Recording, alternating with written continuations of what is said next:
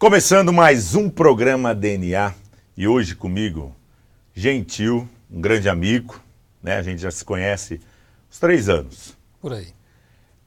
Diretor superintendente da Expresso Itamaraty. Olha, é um prazer ter você aqui comigo. Mas o prazer é meu. Expresso Itamaraty, tão tradicional no nosso Noroeste Paulista. Na verdade, não é só aqui no Noroeste Paulista que ele trabalha, né? Sim, sim.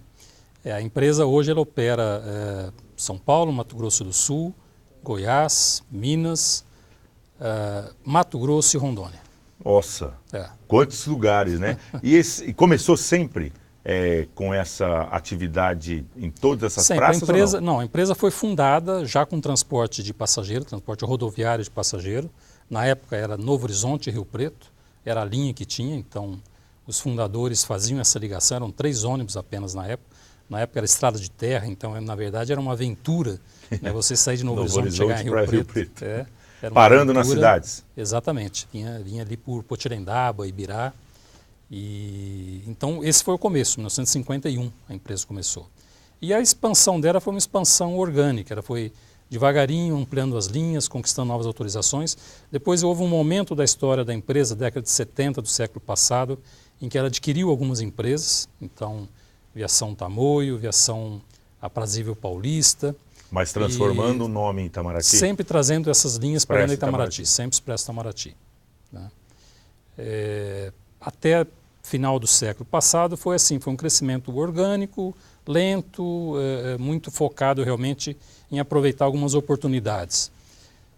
A partir do ano 2008, quando nós tivemos uma nova composição societária, a família Constantino entrou na sociedade comprando uma participação dos ex-sócios da empresa.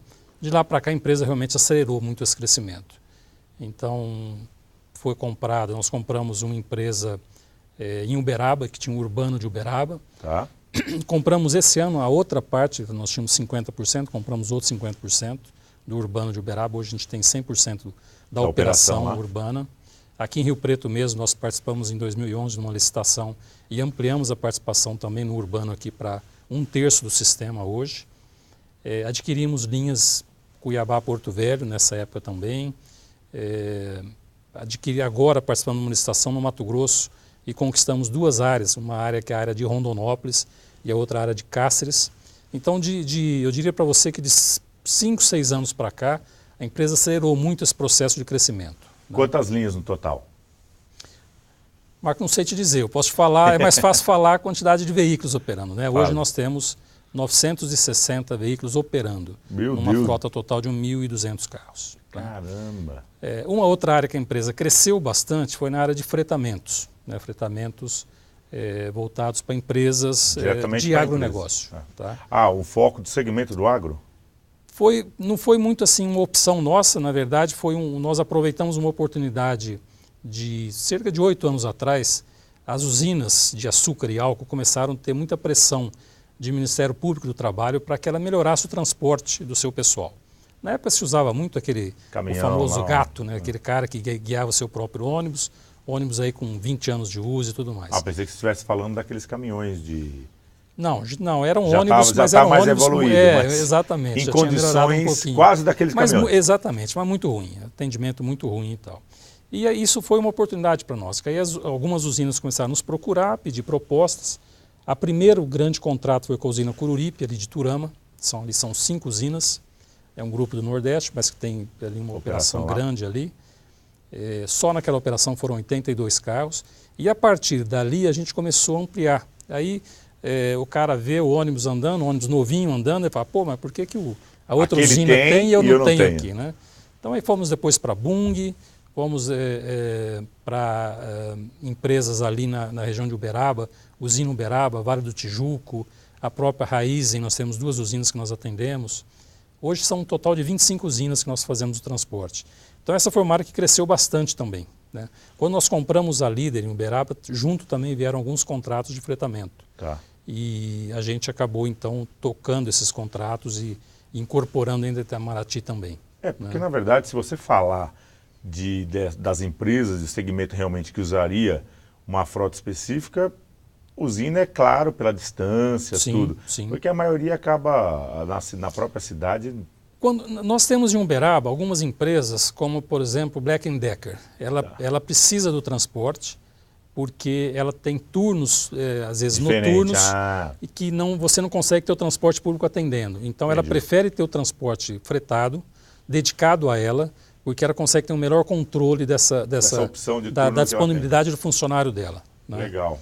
E Uberaba tem uma característica, o distrito industrial fica um pouco distante da cidade, então ele não é servido por transporte público, ele está mais ou menos a 12 quilômetros da cidade, do centro da cidade. Então isso cria também uma demanda por transporte fretado. Porque eu, quando eu vou fazer palestra, tem uma parte que eu brinco, e aí eu sempre falo assim, quem anda de fretado? Porque eu tenho uma história com fretado, e muita pouca gente. Muita pouca gente mesmo onde eu vou. Então são algumas necessidades mais específicas que hoje acabam tendo. Como você falou, essa disposição de turno faz todo sentido. Perfeito. Né?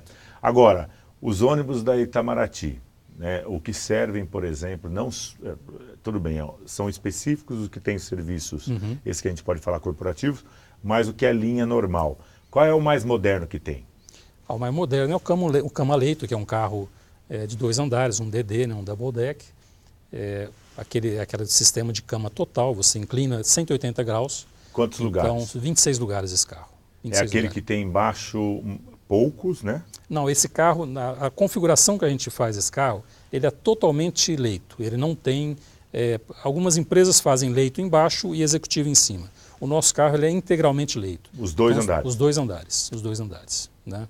Então é cama total? Cama total, é um carro que ele opera ligações com São Paulo, desde Santa Fé do Sul até São Paulo.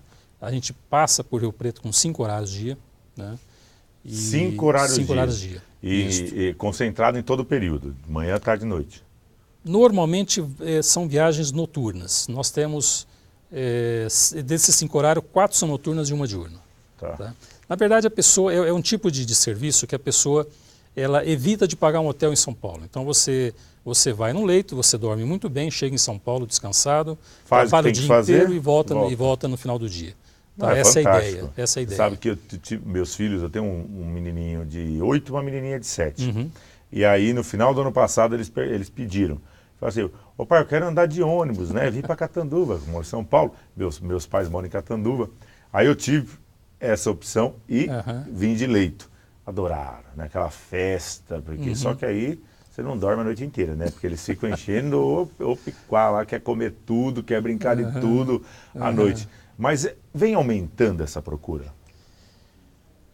Eu diria para você que ela está estabilizada. Né? É um setor maduro, é um setor que não tem um crescimento grande. É um setor que passou nos últimos 10 anos por uma até pequena queda de volume de passageiros e que de 2 anos para cá a gente sente uma pequena recuperação. Né? Tá, essa queda você acha que foi por qual sentido? O problema... Automóvel, avião. Né? Quando você tinha a aviação com tarifas muito baixas, ela era um concorrente muito forte. Boas estradas também ajudam a que você tenha uma concorrência. Hoje você tem outros fenômenos, você tem BlaBlaCar, você tem Uber, você tem, enfim, uma série de outros concorrentes que apareceram no mercado, que também concorrem, que também acabam oferecendo alguma concorrência. Nesse momento, o que a gente percebe com os preços altos de tarifas aéreas, com a quantidade de pedágio que nós temos para São Paulo, então o automóvel começa a ficar complicado e o avião está muito caro. Então o ônibus leito, especialmente o leito, volta a ser uma opção interessante. Não, e o avião, quando você compra com antecedência, é uma coisa. Sim. Agora, quando você precisa realmente muito rápido, aqui na nossa região é muito caro. E o avião é aquele negócio, é aquele ditado, né? O avião é bom para quem não tem pressa, né? Porque se tudo corre bem, maravilha. Mas se alguma coisa dá errado, fica uma viagem mais demorada, às vezes, do que o próprio ônibus, né? Fora o estresse de aeroporto e tudo mais. Então, é aquela situação em que você tem que torcer para tudo dar certo, porque senão você vai ter problema, né? Então, o ônibus começa, nesse sentido, ele começa a concorrer. Hoje, a diferença de uma tarifa de um regular para São Paulo, né? De um padrão leito, é o que a diferença? Em torno de R$60. A diferença é pequena. Então, é muito pequena a diferença. É pequena.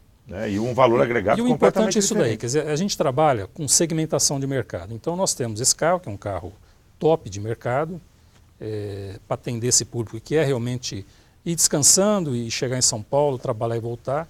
Nós temos o executivo, que é um carro também com espaçamento diferenciado. O nosso executivo ele tem uma distância entre poltronas maior do que o mercado normalmente, então a gente trabalha com 42 poltronas, enquanto o mercado trabalha com 46. Isso dá um espaço. É para quem tem 1,88 de altura. Sem dúvida, né? Sem dúvida. E nós trabalhamos também com um carro convencional, que é um carro sem ar-condicionado. É horário apenas noturno. Você fala, pô, mas é muito quente. À noite não é. E com uma tarifa muito baixa. Né? Então tem essa opção. Então é um carro, assim, para quem quer preço, atendemos também. Olha só. E vou te dizer, é o carro com maior ocupação, com melhor ocupação. É o custo-benefício, né? Exatamente. As pessoas põem na ponta do lápis, não adianta, né? Eu até acredito, eu comento internamente, que eu acho que a questão, às vezes, não é só preço. Na minha opinião, existe também aquela coisa do cara que não gosta de ar-condicionado, sabe? Que o ar-condicionado para ele faz mal. E tem bastante gente, viu? Pois é.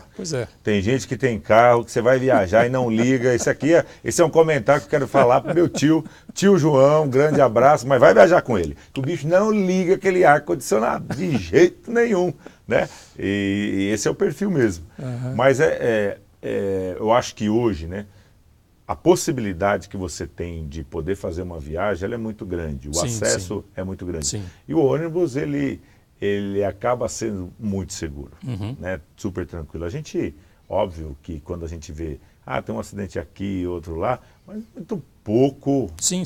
o problema que acaba tendo com um ônibus mesmo, né? Por mais que avião também, óbvio que é pouco, graças a Deus, né? Que não está todo mundo ferrado, mas tem muita gente que morre de medo. Sim. Não vai de jeito nenhum. Tem um grande amigo que eu não vou falar o nome, que inclusive você deve conhecer, que faz parte do LID, e não viaja de avião de jeito nenhum. De jeito nenhum. Tem gente que não se sente confortável realmente. E aí só vai de ônibus. Uhum. Aí eu falo, olha, eu vou te falar um negócio, viu? Eu vou te contar, mas é a opção, sim, morre de medo. Morre de É. medo. Não posso nem mandar um abraço, não ficar chato aí, mas que legal. E ele sabe que você está falando dele. E futuro Itamaraty? O que vocês estão pensando e planejando Olha, em relação à inovação, em relação ao crescimento? Calma, não responde, a gente vai para um rápido break e a gente volta com o Gentil, diretor superintendente da Express Itamaraty.